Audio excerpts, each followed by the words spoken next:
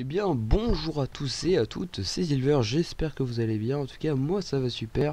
Et aujourd'hui on se retrouve pour un nouveau tutoriel. Comme vous avez pu le voir récemment sur la chaîne, il y a eu des speed art, enfin deux plus précisément, qui sont sortis assez rapidement. Enfin je veux dire, il n'y avait pas eu une grosse entente entre les deux.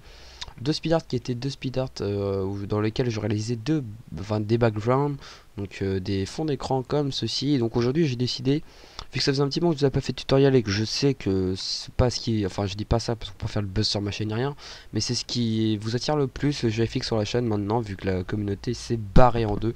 Enfin, j'ai la flemme de recréer une chaîne, du moins pour le moment, du coup je préfère continuer sur celle-ci. Donc voilà, donc des backgrounds, qu'est-ce que c'est tout ceci, voilà, c'est comme des fonds d'écran, sauf qu'il y a, bon, voilà quoi, c'est vous mettez un render ou deux, bref, faites ce que vous voulez avec. Et donc voilà, donc je vais vous apprendre à faire tout ceci, hein. Il y en a des vieux comme des récents, hein. Ça c'est un récent par exemple, c'est un de mes préférés celui-là. Donc voilà, donc je vais vous apprendre à faire ceci. Donc pour ce faire, vous allez commencer à mettre les rendus que je vais vous mettre. Donc moi personnellement je fais la taille d'une miniature. Libre à vous de le faire comme vous voulez. Donc c'est 1080 par 720 je crois. Normalement c'est ça. C'est la taille d'une miniature quoi. Et voilà. Donc vous arrivez sur ce format rectangulaire comme ceci. Parce que là nous avons le 1080, 1080 et 780 sur la hauteur. Ensuite ce que nous allons faire, c'est pas du tout ceci. Nous allons juste importer des renders. Donc j'ai fait un tutoriel hein, sur comment faire un rendu C4D. Le rendu que j'ai fait dessus n'est pas super, mais en tout cas, je vais surtout en refaire un si vous voulez. Un tutoriel où il sera plus rapide, il prendra moins de temps et voilà. Du coup, voilà. Donc vous importez votre rendu. Habituellement, je l'importe pas en premier. Habituellement, je vais d'abord chercher un screenshot. Donc personnellement, euh,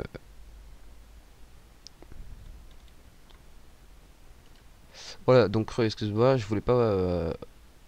Donc voilà. Donc personnellement. J'ai acheté il y a bientôt un an, je sais pas ça fait combien de temps qu'il est sorti, mais j'avais acheté le Deer Pack, de Screenshot Pack de Dragiboom et d'Aveox, je crois que c'est eux. Et donc il y a des très bons screens, j'en ai un autre qui est gratuit qui est dans ceci, j'en ai un autre qui est gratuit. Donc voilà, donc trouvez des screens si ça se trouve sur internet, vous en faites pas, hein, pas de panique. Mais bon, le Deer Screenshot Pack je l'aime bien et je compte l'utiliser. Donc trouver un screenshot à mettre en fond pour que ça soit un peu plus pour que ça voilà, pour que vous ayez un fond que vous ne mettez pas rien derrière. Donc je cherche juste rapidement s'il n'y en aurait pas un qui pourrait être sympa à mettre. Je vais mettre celui-là, je l'ai quasiment jamais utilisé celui-là. Enfin, je me comprends. Hop, donc on l'agrandit, moi je le décale pour aller me torcher à droite. Ok, donc hop, une fois que c'est ça je peux fermer. Là on apporte vous apportez votre render donc. Je vais essayer un peu de le décaler comme ceci. Voilà. J'ai fait peut-être l'épée un peu grand sur ce render-ci. Et bon, c'est pas grave. Je sais ce que je vais faire. Je vais sans doute le mettre. Édition, transformation. Hop, je vais sans doute le mettre de côté comme ceci. Ça peut-être, moi ça me fait un peu bizarre de mettre ça comme ça. Mais bon, hop, comme ceci. Ou alors je vais peut-être le laisser. Je vais le laisser comme ceci, mais je vais peut-être utiliser un autre render. Celui de Astia. Je vais utiliser son JK qu'il y a derrière. Donc pour ce faire, pour récupérer une partie d'un render, hein, vous pouvez. Il vous suffit juste pardon, de prendre le lasso et vous entourer la partie qui vous intéresse sur le render. Hop, je vais faire CTRL Z parce que là je vais faire un détourage un peu dégueulasse. Je suis un peu maniaque. Hop, comme ceci. Hop, vous vous reliez. Et ensuite vous faites sélection. Intervertir, ce qui fait que ça n'a pas sélectionné ce qui est autour, mais ça a sélectionné tout ce qu'il y a, enfin l'inverse quoi, ça n'a pas sélectionné la petite zone, ça a sélectionné tout ce qu'il y a autour du truc en fait, du rond. Vous avez sélectionné tout, en gros le render quoi. Et vous faites CTRL X. Enfin, d'abord avant de faire CTRL X, il faut pixeliser le calque. Donc vous faites soit clic droit pixeliser le calque, ou soit vous utilisez la gomme, ça va plus vite et il vous demande de pixeliser le calque et puis voilà. Donc vous faites CTRL X, comme ça on supprime le render de Astia, des RIP Astia. Donc voilà, donc ensuite on fait symétrie, non, édition, transformation symétrie axe horizontal pour le mettre de dos comme ceci. Je vais le tourner, hop, comme ceci. Voilà, donc là on est prêt, là on a un background à faire. Je vais juste zoomer de 3 comme ceci. Alors la toute première chose à faire, vous cachez les deux renders, hop, et là vous allez dans filtre, filtre caméra. Important, une chose que je n'ai pas précisé mais qui est très importante, il vous faut, enfin pour ce tutoriel, il vous faut le Photoshop CC 2015. Donc quasiment tout ce que je vais vous montrer est accessible avec d'autres versions de Photoshop comme pas le CC 2015 mais Photoshop CS6. Mais je crois pas que le filtre caméra raw il est sur Photoshop CS6. Donc voilà. Parce que ça vous permet de régler plein de choses, des détails qui sont très importants. Donc moi j'augmente la clarté, je la mets pas au-dessus de 40 du moins c'est rare. Je baisse la vibrance et j'augmente un tout petit peu la saturation si, pour faire sortir les couleurs. Je mets du contraste, ça je m'en souviens. Je mets genre souvent dans les designs, hein, je vais pas plus loin. Là je vais baisser les tons clairs, je vais baisser les tons foncés. Je vais augmenter les tons blancs et les tons noirs. Les tons, je parle pas de ta maman, pardon. Et là, vous allez pouvoir mettre en fait une sorte de mini color correction. En gros, si je vais vers le bleu, ça va mettre du bleu. Si je vais vers le jaune, ça va mettre du jaune. Si je vais vers du vert, ça va mettre du vert. Attendez, hop. Si je vais vers du vert, ça va mettre du vert. Et si je vais vers du rose, ça va mettre du rose.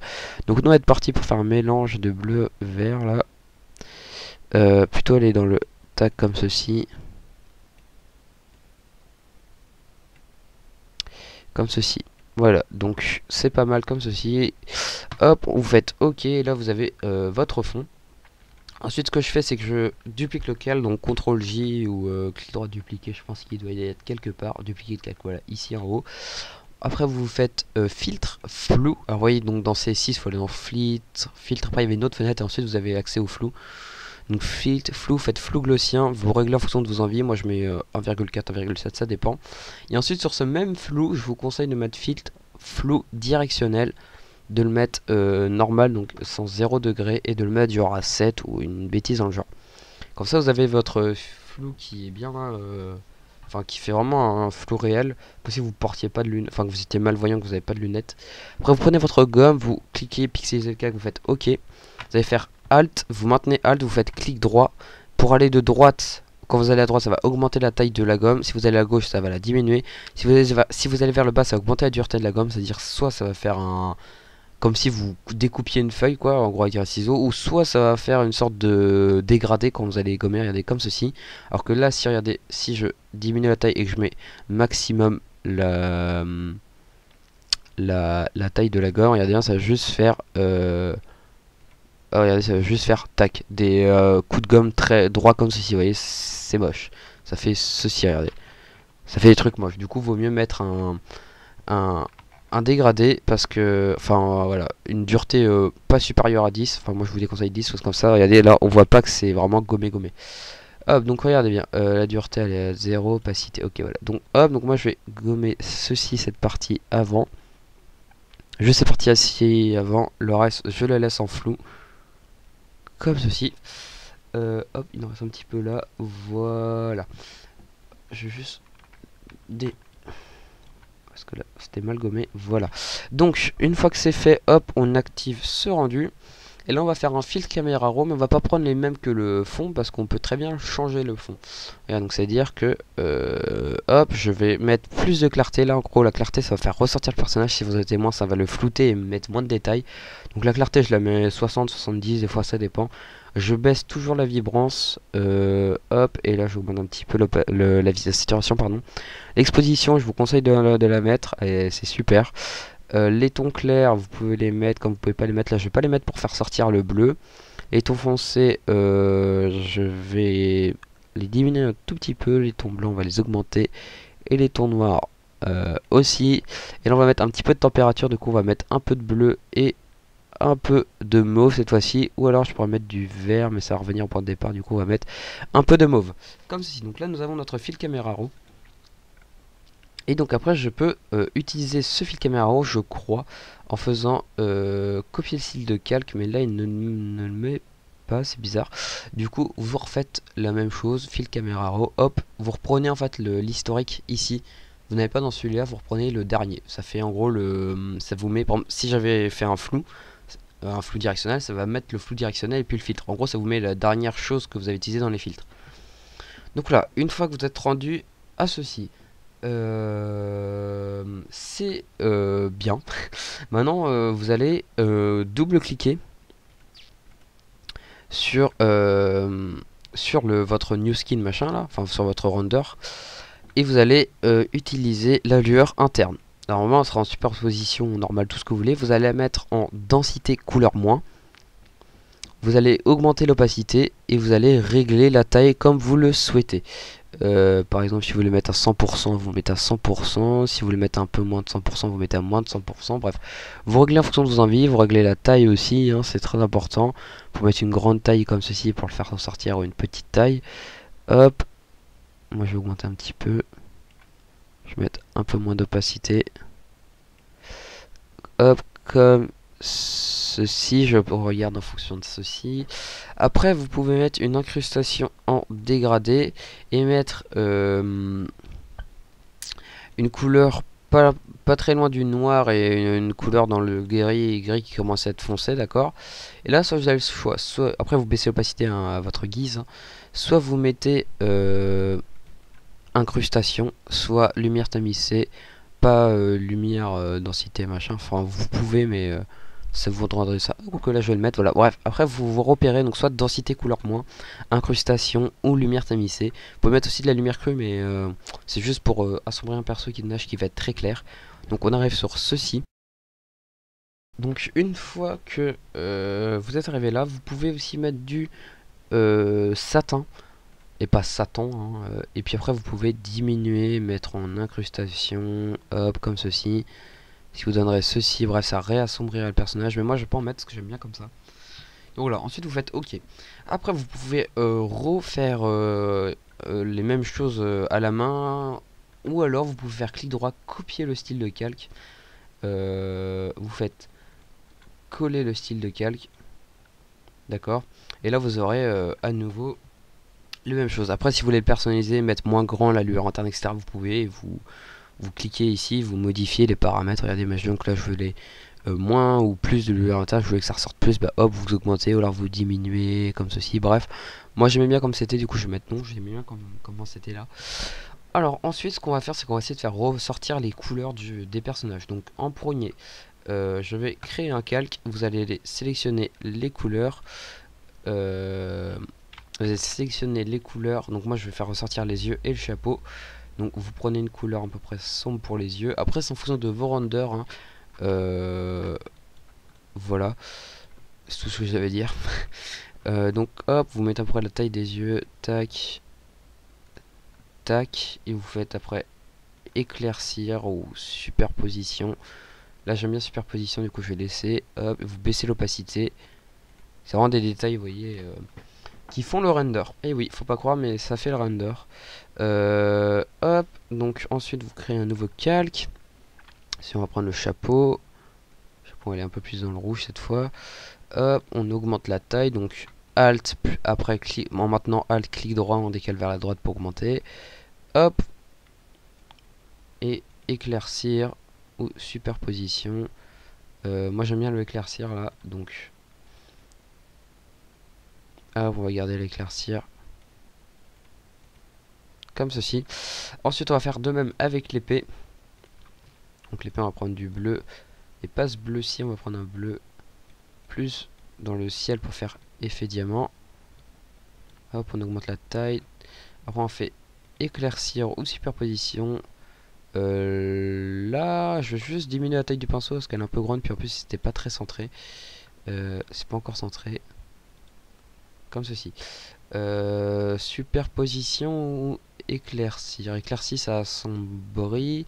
Moi j'aime bien éclaircir, du coup on va garder éclaircir. Après aussi c'est en fonction de vos envies, hein. Hop. Et donc vous faites pareil pour le render du dessus. Donc je verrai s'il y a un accéléré ou non. Hop, on reprend la même couleur. On fait ceci, éclaircir. Superposition. J'aime bien éclaircir, ça on garde le contraste. Voilà. Je crois que c'est à peu près bon. On peut faire sortir les bottes aussi en dessous si vous voulez. Moi j'ai été malin, j'ai gardé les couleurs de tout à l'heure. Donc hop, contrôle, je prends dans le marron. Comme ceci, et éclaircir, superposition, sur les mêmes que j'utilise, mais en même temps, pour moi, ce sont les meilleurs. On peut aussi faire lumière crue, mais ça assombrit. Donc comme ceci, tac, on passe de ça à ça, je vais baisser l'opacité, je vais mettre à 15. Ok, donc voilà, une fois que vous avez mis vos éclairages, je vais juste faire ça, décaler comme ceci. Ok, donc une fois que vous avez ceci, on va pouvoir continuer. Donc vous sélectionnez tout, vous appuyez sur l'icône du dossier ici, vous double-cliquez, vous mettez renders, là il y en a deux. Vous mettez d'une couleur pour vous repérer, là je vais mettre en orange, tiens. Non c'est moche, je vais mettre en rouge, comme ça sera bon, on se repérera. Ensuite on va passer à la color correction. Alors sachez que j'ai un pack de color correction que je mettrai le lien de la vidéo dans la description, qui est gratuit, vous pouvez télécharger, il est encore disponible, il le sera jusqu'à ce que je l'enlève quoi, mais ça m'étonnerait que je l'enlève. Voilà, donc vous cliquez dessus, vous aurez la vidéo, etc. C'est un très bon pack de color correction, je dis pas ça pour me vanter ou quoi que ce soit, mais il est très bien. Moi je l'utilise souvent pour les bannières, comme ça m'évite d'en refaire. Donc ensuite on va faire une color correction. Donc la première chose à faire c'est luminosité, contraste. Vous augmentez le contraste, ou diminuez en fonction de la photo. Vous augmentez un peu la luminosité, comme ceci. Vous faites avant, après. Avant, après, d'accord. Avant de commencer la color correction, j'ai oublié de faire quelque chose d'important. Vous allez créer un nouveau calque sur au-dessus du render. Vous allez faire clic droit, créer un masque d'écrêtage, ce qui fait que tous les pinceaux, gommes, etc. qui vont se passer vont être que sur le calque que vous allez sélectionner. C'est-à-dire que si je veux, pour me mettre du pinceau là-bas, ça ne se verra pas. Par contre, si je le mets sur les bordures ici, ça ne se verra que sur le personnage. Ça ne s'applique que sur le render. J'espère que ça a été une explication compréhensible. Hop, donc vous allez aller dans le orange, jaune, comme ceci. Vous allez faire les contours ici. Si jamais il y a des points lumineux, donc là la lampe torche, sur le côté du personnage, là où il est censé y avoir la lampe, quoi. Donc la lampe est censée l'éclairer sur ce côté-ci, pas sur la jambe arrière. Comme ceci, vous faites éclaircir aux superpositions comme d'habitude, ou alors lumière crue ou lumière vive. C'est lumière vive, je crois, non? Il y avait une lumière ici qui était pas mal avant. Écoutez, pardon, je sais plus c'est laquelle. Bon là je vais garder superposition, on va diminuer, mais je laisse quand même de manière à ce qu'on voit qu'il y a la lampe. Je vais créer un nouveau calque que je vais mettre derrière au-dessus du truc. Je vais mettre comme ceci, je vais faire éclaircir, superposition, densité couleur moins, non. Éclaircir c'est bien mal. Donc comme ça on voit qu'il y a la lampe qui éclaire, qui est en train d'éclaircir tout simplement les endroits. Après vous pouvez aussi continuer vous pouvez après rajouter des calques pour montrer que ça éclaire bien autour sur le fond quoi. Hop, on efface, vous mettez ça comme ceci pour montrer voilà que la lampe elle éclaire bien les parties du décor. Comme ceci, je vais encore supprimer. Comme ceci, comme ça on voit que ça éclaire un peu partout. Donc voilà, donc vous faites ça sur cette partie-ci. J'ai pas fini, je rajoute un calque. Donc au lieu de faire clic droit, créer un masque d'écrêtage, vous revenez, vous cliquez sur le render ici et vous créez un calque. Et vu qu'il sera entre le calque en masque d'écrêtage et le render, il va automatiquement se mettre en calque, enfin en masque d'écrêtage. Après vous allez faire ça sur la partie qui est à gauche ici, parce que le pied lui c'est la partie de droite. Bref, en gros c'est de la logique.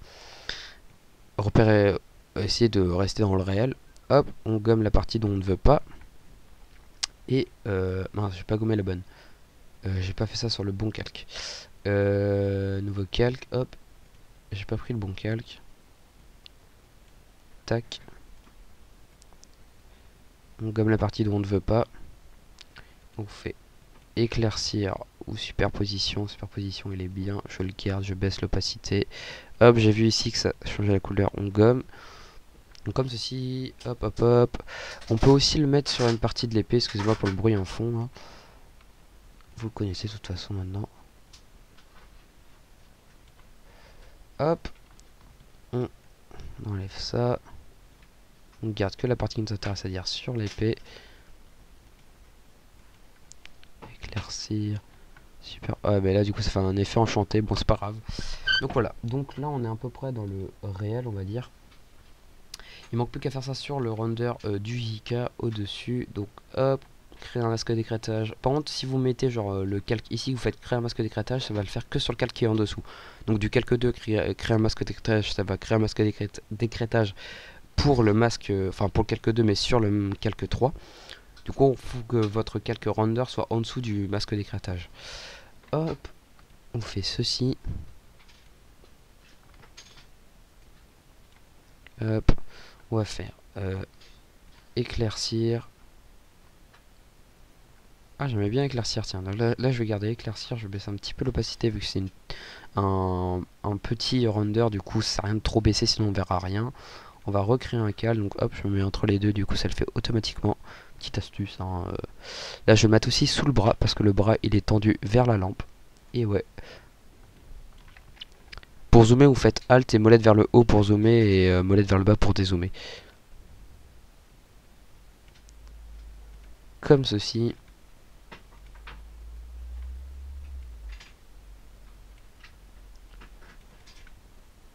Là je vais mettre de la superposition, j'aime bien. Comme ceci. Donc voilà. Là on est sur on a fini déjà les lueurs et tout qui est censé y avoir autour. Ensuite ce que vous pouvez faire pardon, c'est prendre le render, faire CTRL J. Pareil pour celui du dessus, CTRL J. Et vous prenez celui du dessous, donc pas le copie mais le premier. Vous faites filtre, flou directionnel. Et là vous allez augmenter vers 100 et quelques pour que ça fasse un flou de mouvement en fait.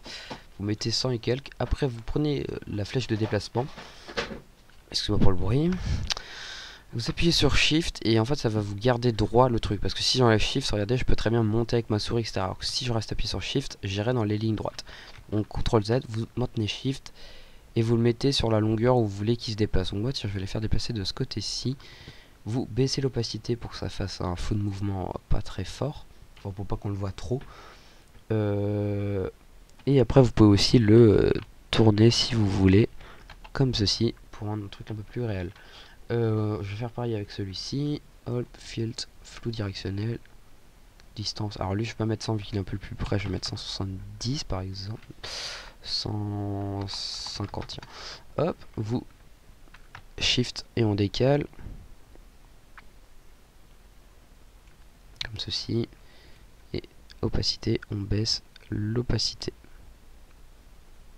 Comme ceci. Lui il se voit pas trop mais pas trop besoin de le voir de toute façon.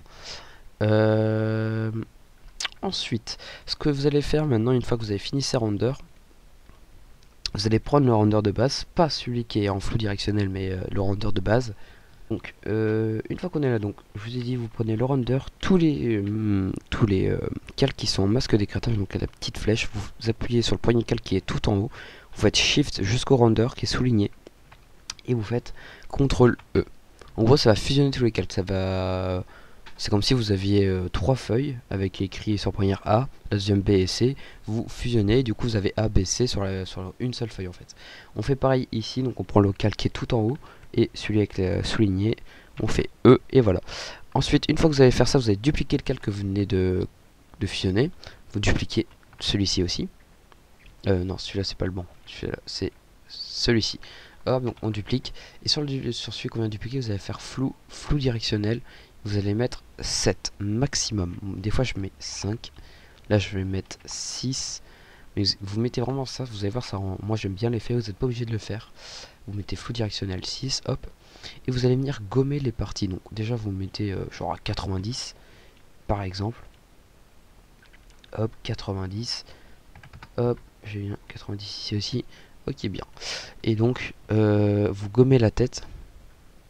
Pas tout chapeau forcément, voilà, vous gommez les parties, certaines parties, pas forcément toute l'épée, vous voyez.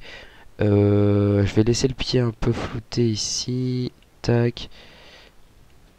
tac, comme si vous gommez des petites parties comme ça du corps et franchement ça fait propre, regardez, tac.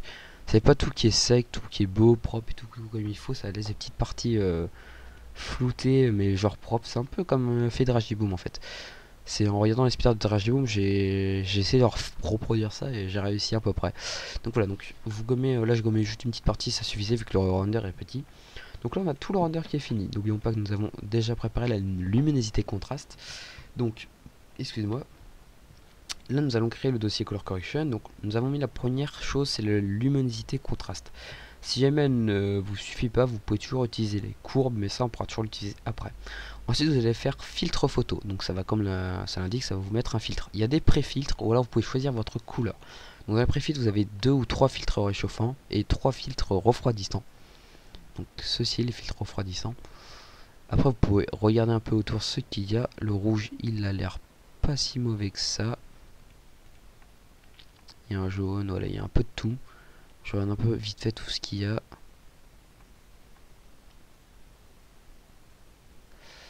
Celui-là il est pas mal. J'aime bien. Donc tac tac. Ok.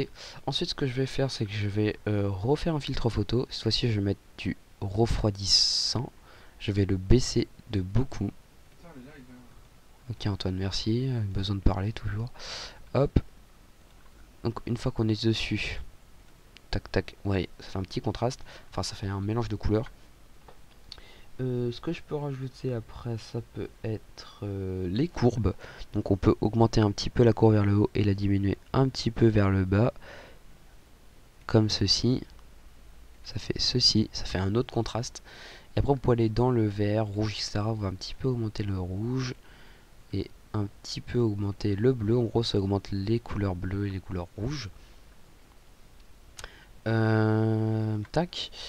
Ensuite, vous pouvez mettre aussi du noir et blanc pour faire du contraste, etc. Mais vous n'êtes pas obligé. Hein. Après, vous pouvez hop, contraste et tout. Après, vous faites incrustation. Et là, vous allez vraiment avoir un gros contraste de fait. Mais bon, vous n'êtes pas obligé. Hein. Vous pouvez mettre ça en tout petit si vous voulez. Regardez. C'est une petite modification, mais sans plus.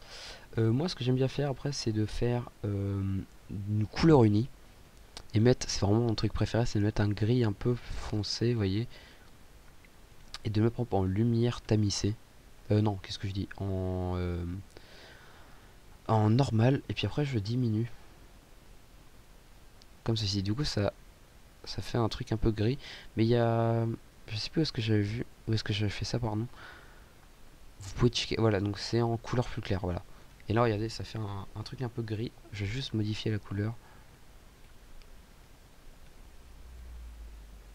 Elle va être un peu plus claire. Comme ceci. Et après, vous pouvez toujours glisser la courbe au-dessus du fond. Comme ça, regardez, ça fait... comment ça s'appelle, ça fait un contraste au-dessus des courbes, du coup ça fait pas qu'un truc tout gris, regardez. Parce que si j'enlève les courbes là, on voit bien que c'est tout gris ici, il n'y a pas de noir, et là, bim, on refait revenir le noir. Vous pouvez aussi faire une courbe de transfert en dégradé, c'est-à-dire vous faites un dégradé de 2 couleurs. Donc là on peut faire du mauve, comme ceci, ok, sur du marron, parfait, parce que le marron je vais le faire un peu plus ressortir comme ceci. On fait ok, après vous pouvez faire inverser. Je teste des couleurs, hein, vous promettez pas que ça va être bien. Après vous pouvez faire densité couleur moins, vous avez vraiment des choix, hein. Vous pouvez faire ajout, voilà, vous avez vraiment tous les choix. Après c'est à vous de regarder un peu partout. Hop, si je fais inverser, ça donne quoi? Ça donne ça. Hop, on peut baisser un petit peu l'opacité. Donc vraiment faites-vous plaisir hein, sur ça. Hop, je vais juste faire comme ceci, créer un dossier, on va mettre CNC. Et donc ça fait avant, après déjà, voilà, regardez tout ce qu'on vient de créer là.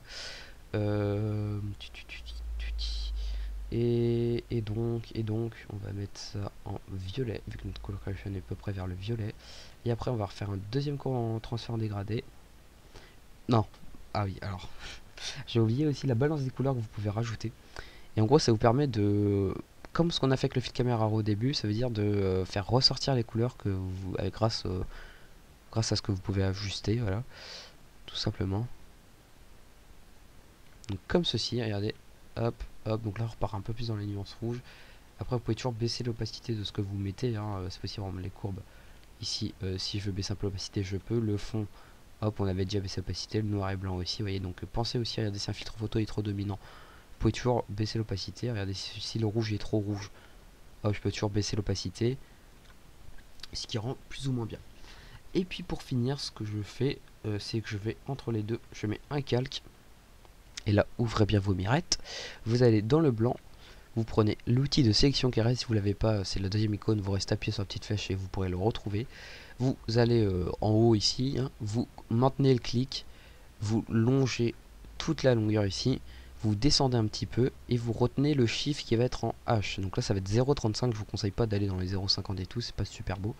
Donc 0,35, vous relâchez, vous maintenez Shift maintenant sur votre clavier, donc la petite flèche vers le haut, au-dessus de contrôle en bas à gauche du clavier, vous redescendez, vous descendez à gauche, et là dans le L, on va aller remettre 35. En fait, on va faire des proportions, une sorte de rectangle autour. Il y a une autre manière, c'est de colorier, enfin c'est de prendre tout un carré et de le dilater ou de le contracter, je crois. Et puis ça, mais moi ça marche pas super, enfin, la fois que j'ai essayé ça n'a pas marché. Donc là on refait la même chose, H35, on va tout en haut, on descend, et là L35. Comme ça on aura des bordures en fait d'images qui seront de même taille. Pour faire un cadre en fait, vous prenez l'outil de peau peinture, vous prenez la couleur que vous voulez. Donc moi je mets très souvent le blanc. Et après vous mettez incrustation. Et si jamais vous voyez que ça sort partout, vous pouvez mettre lumière tamisée. Mais là j'ai mis incrustation, ou alors vous pouvez même le mettre tout au-dessus. Et là vous allez voir, vous allez voir que la color correction ne va pas s'appliquer, mais moi je préfère le laisser ici, j'aime bien.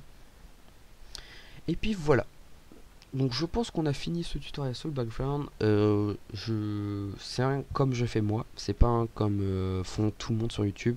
C'est pas forcément là où je vais le plus m'appliquer dans le tutoriel, parce qu'il y en a des trucs où je vous montre pas forcément toutes les techniques qu'il faut. Pardon, c'est mes cartes. Donc voilà, mais c'est vraiment comme je fais moi quand on me fait des commandes, c'est ce que j'offre en cadeau pour remercier la commande. J'offre, et ça me permet aussi de tester les color correction, les rendus et tout à faire, etc.